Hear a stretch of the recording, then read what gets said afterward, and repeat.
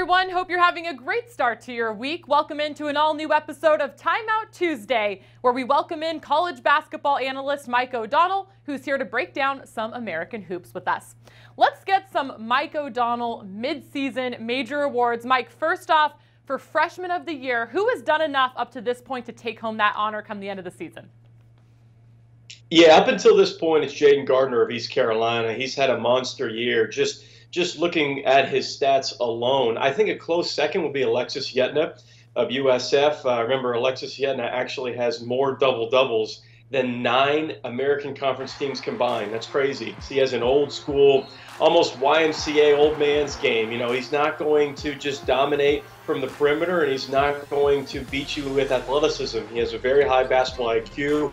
But his stats are through the roof, and he's putting up monster numbers. He's 5th in the nation in scoring among all freshmen. He's 7th in the nation in rebounding among all freshmen. 4-time American Conference Freshman of the Week, and has just been incredible all year long, and the centerpiece for Coach Dooley's rebuilding block at East Carolina.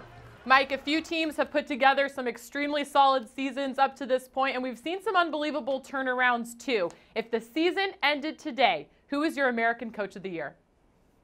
Well, I think it's Coach Gregory of South Florida, no question. I think you can easily make the argument that Coach Sampson has done an unbelievable job at Houston, not just, preseason picked 2nd. They're obviously the best team in the American Conference, but nationally they're 9th in the country and have exceeded everybody's expectations nationally. So absolutely you can make the argument for Coach Kelvin Sampson in Houston, but for me it's Brian Gregory of South Florida. He's done a miraculous job in his 2nd year. It's halfway through his 2nd year in South Florida, and he's already the 8th winningest coach in the history of the South Florida program. It's incredible. And there's only 2 players from South Florida's team that actually saw any minutes that played together last year. So many new faces. He's been able to incorporate a big-time defense to go along with a steady offense. And what Coach Gregory has done is kept it simple. Defense, rebounding, playing hard.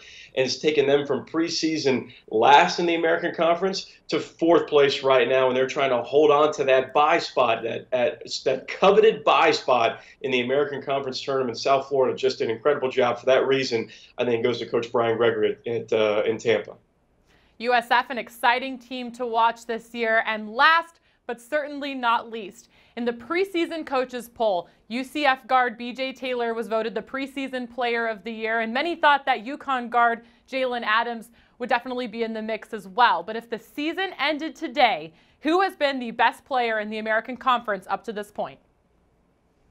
Yeah, I think you look at Jerron Cumberland of Cincinnati. You know, he's the best player on Cincinnati, who's the 2nd best team in the American Conference. The reason why he's been so great this year is, I think if you just looked at his numbers, you know, he scored almost 20 points per game. He had a monster game Sunday, 27 points in the loss versus Houston.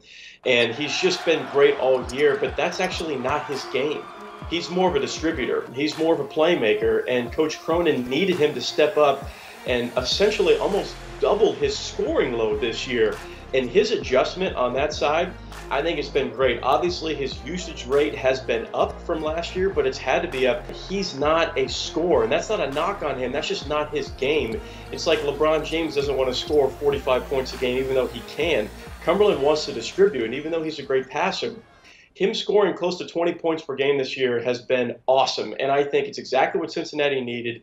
And for that reason, you know, playing out of his comfort zone and asking to score more, almost be more selfish with the basketball, that's a remarkable job by Jerron Cumberland. For that reason, I think you can give it to Cincinnati's Cumberland. Okay, well, in about 4 weeks' time, we'll see if your predictions hold true, which is a perfect segue to the conference tournament. And if the second half of conference play turns out to be anything like the first half, we're in store for some pretty good basketball. When you look at like the middle to bottom half of the conference standings, who in your opinion is the most likely team that could make a run in the postseason? Well, just a reminder, the conference tournament is in Memphis at the FedEx Forum, and Memphis is playing really well at home. And when they're at home, this team is really good. The Tigers want to play fast. They want to press. They want to take you out of your comfort zone. They almost beat #1 in the country, Tennessee, took them to the wire, ended up losing that game really in the last few minutes of that game. And it's a Memphis team that, because they press and because they play helter-skelter basketball, for me, the most dangerous team outside the top 4 is the Memphis Tigers. I do not want to be on Memphis's side of the bracket in the conference tournament. I think that's the most dangerous team come tournament time. There is no question that Memphis fans are excited to have their Tigers back playing some good basketball, and the tournament headed their way in just about 4 weeks' time. So now I have a hypothetical question for you. So we've seen some games, some close games this year, some that have come down to the wire. So here's the situation, Mike. You're the coach. Game's coming down to the final shot. Which player in the American do you put the ball in their hands? You know what? There are plenty of players. I just mentioned one, Jeremiah Martin. I think he is a legit candidate for this superlative midseason in the American Conference. But for me, I want the best player on the best team in the conference, and that's Corey Davis Jr. of Houston.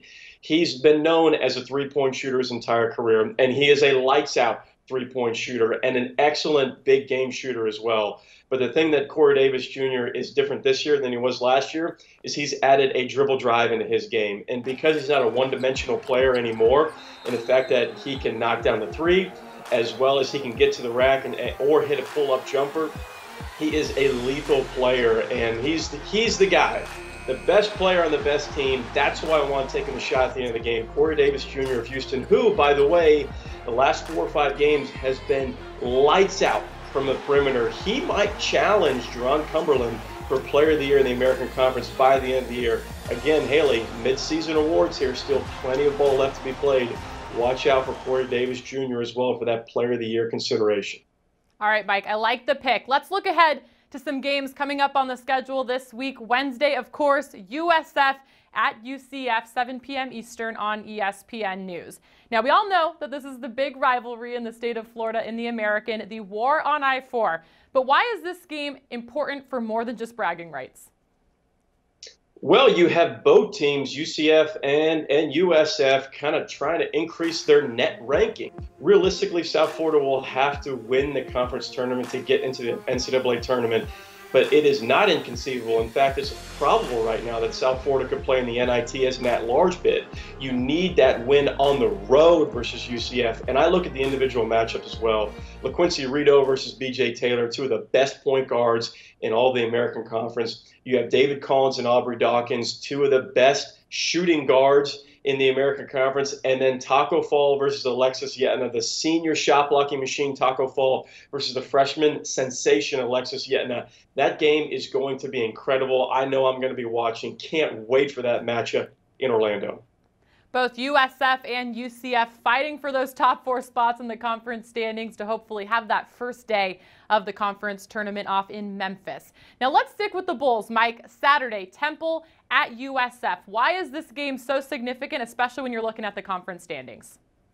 Because I can't believe I'm saying this sentence, but Temple is chasing South Florida right now. I mean, they're trying to get back into that top 4 spot. I think it's going to be a great matchup. I think that Temple's going to come in firing on all cylinders. South Florida is obviously going to play great defense. They're going to rebound, but they're going to have to find ways to slow down Quentin Rose because he knows the clock is ticking. This is Fran Dunphy's last year. These are the games that Temple wins. I think that is a monster matchup this weekend in conference play. 2 big games for USF, and should the Bulls go 2-0 this week, it's going to give us a lot to talk about next week with Brian Gregory's group. All right, final game of the week, Sunday, Wichita State at Cincinnati. That's a 1 p.m. Eastern tip on ESPN. Why does this matchup stick out to you? Trap game, Haley, in the American Conference. You know I love talking about those trap games for Cincinnati. You always want to protect home court. Cincinnati, they do a great job. You know, they're going to play hard defensively. They're going to lock you into the paint. They're not going to give you any open shots. They're going to rebound the ball like crazy. Even though Wichita State has only won 1 game on the road in conference play at East Carolina this year, they've been great at home. This is a game to where if they can steal a win versus Cincinnati, I feel like the Shockers could really turn around their season halfway through the American Conference play leading into conference tournament. I do feel this is a trap game for Cincinnati. I like the way Wichita State has been playing lately. Cincinnati Bearcat fans, be careful because the Shockers might be one of the most dangerous teams late in conference play.